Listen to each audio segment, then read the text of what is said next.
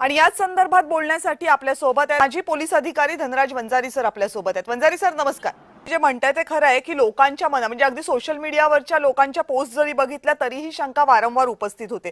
Dhanraj sir, आता प्रश्न असा आहे की डीजीसीए याची चौकशी करेल, इतर ज्या यंत्रणा त्याच्या चौकशीसाठी लावलेल्या आहेत त्याही करतील, प्राथमिक अहवाल आलेला आहे ब्लॅक बॉक्सचा हे, पण जो एक प्रश्न आहे जो सातत्याने आणि आता वैशालीताईंनी सुद्धा मांडला तो, आणि मागची चर्चा जेव्हा या विषयावर झाली होती तेव्हाही तो आला होता की मुळात हा अपघात झाल्यानंतर त्या अपघातातल्या मृतदेहांची अवस्था इतकी वाईट होती की ते ओळखताना सुद्धा अडचण येत होती। म्हणजे दादांच्या बाबतीत असे सांगितलं जातं की त्यांच्या हातामध्ये असलेल्या घड्याळावरून ते ओळखलं गेलं। त्यामुळे सगळ्यांच्या मनामध्ये प्रश्न आहे की मग त्या व्यक्ती नेमक्या त्याच होत्या का? आता याच्यामध्ये प्रश्नचिन्ह उपस्थित करायला अनेक केले जाऊ शकतात, पण याच्यातलं एक सगळं उत्तर काय येऊ शकतं की ते सीसीटीव्ही फुटेज समोर यावेत, म्हणजे एकदा कळेल की दादा विमानतळावर आले होते, विमानात बसले होते। ती सीसीटीव्ही फुटेज समोर का येत नाही? तपासाचा भाग म्हणून ते आणता येत नाहीत की लोकांच्या शंकांचं निरसन सहज होऊ शकतं तरी ते आणण्यामध्ये समोर आणण्यात टाळाटाळ केली जाते? अजितदादा पवार यांचा जो अपघात आहे तो इतका आकस्मिक आणि दुर्दैवी आहे की ज्या शंका आज आपण चर्चा करतोय तुझ्या चॅनलवर डॉक्टर कविता, त्या अगदी रास्त आहे। आणि अशा प्रत्येक घटनांमध्ये जागतिक स्तरावर जरी बघितलं तरी अशा शंका या उपस्थित होतातच, अपरिहार्यपणे उपस्थित होतात।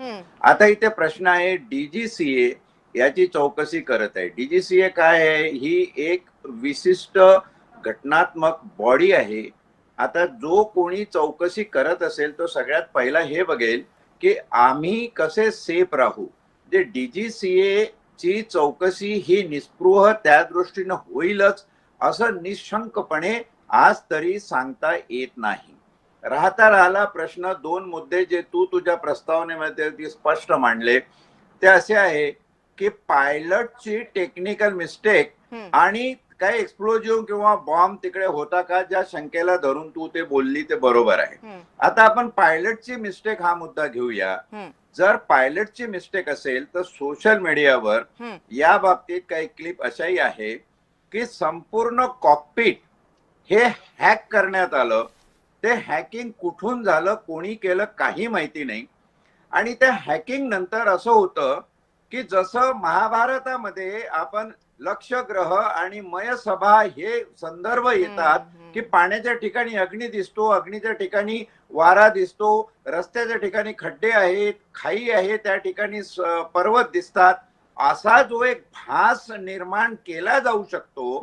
त्याच्यामध्ये धावपट्टीच्या जागी शेत दिसेल, कुठं खोल दरी असेल त्या जागी धावपट्टी दिसेल, सपाट जागा दिसेल। तर ह्या टेक्निकल मिस्टेक ज्या परिस्थितीमध्ये पायलट कडून घडल्या त्या परिस्थितीचं निराकरण निस्पृहपणे होणं आवश्यक आहे। दुसरा राहिला प्रश्न की एक्सप्लोजिव्ह, जर एक्सप्लोजिव्ह नसते, एक्सप्लोजिव्ह नाही असं म्हणा, तर काही प्रश्न त्या अनुषंगाने अधोरेखित होतात की विमानाच्या भागाची ते एक हार्ड आणि प्रखर तापमान आणि हवेमध्ये टिकणारं मेटल असतं, त्याची इतकी राख रांगोळी का होते आणि प्रेत सुद्धा एवढी जळालेल्या अवस्थेत मिळतात की त्यांची ओळख सुद्धा पटणं कठीण व्हावं। तेव्हा हाही एक मुद्दा आहे।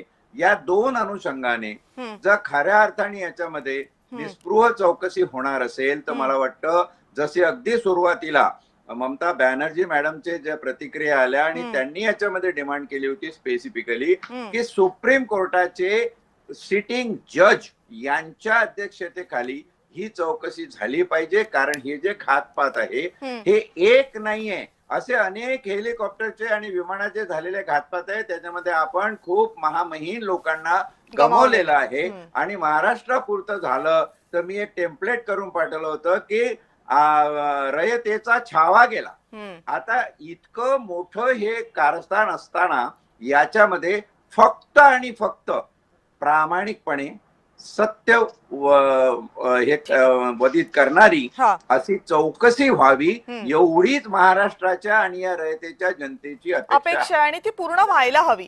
वंजारी सर, पण प्रश्न असा आहे आणि हा प्रश्न थोडासा राजकीय करायला हवा की बाकीच्या राजकीय प्रश्नांची उत्तरं शोधायला नेत्यांना वेळ मिळतो, पण जेव्हा इतकी मोठी शंका आहे ती काय फक्त राष्ट्रवादी काँग्रेसच्या कार्यकर्त्यांच्या मनामध्ये नाहीये, ती अवघ्या महाराष्ट्राच्या मनामध्ये आहे. उपमुख्यमंत्री काय राष्ट्रवादी काँग्रेसचे नव्हते, फक्त महाराष्ट्राचे होते.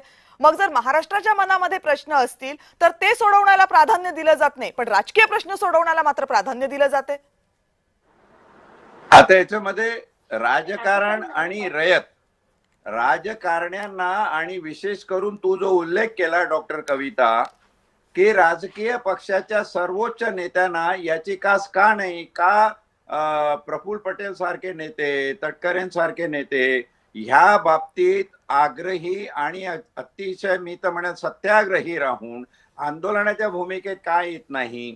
कारण राजकारण हा भाग गेल्या काही वर्षात आपण जो बघतोय तो प्रमाणाच्या बाहेर कलुषित झालेला आहे आणि याची जाणीव राजकारण्यांना निश्चित आहे, पण ते दाखवायला धजावत नाही. परंतु महाराष्ट्राची रयत ही जनता ही जाणते. आणि जसं तू फार सुंदर उल्लेख केला की अजितदादा पवार हे कुठल्या पक्षाचे नेते होते हा महत्वाचा प्रश्न असो नसो, पण ते जनतेचे नेते होते.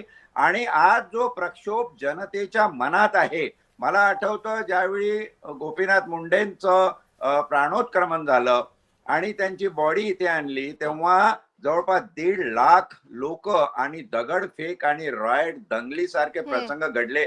किंबहुना त्या होऊ नये त्यासाठी माननीय शरद पवार साहेबांनी ही एक सौजन्यपूर्ण भावना व्यक्त करताना म्हटलं असेल की हा अपघात आहे, याच्यात राजकारण करू नका.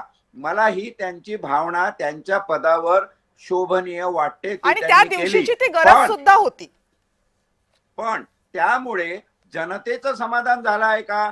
जनतेचं समाधान अजिबात झालेलं नाही. आणि आज ज्या शंका उपस्थित होतात आहे, आता खासदार महोदयांनी शंका उपस्थित केलेली आहे. तुला सांगतो ऑर्डिनरी माणूस शंका म्हणतो, पण खासदार हा संसदेचा सदस्य आहे, एक महाराष्ट्रीयन अमेरिकन सिनेटचा सदस्य आहे खासदार. श्रीकांत ठाणेदार नावाचा कोकणातला ग्रस्त आहे.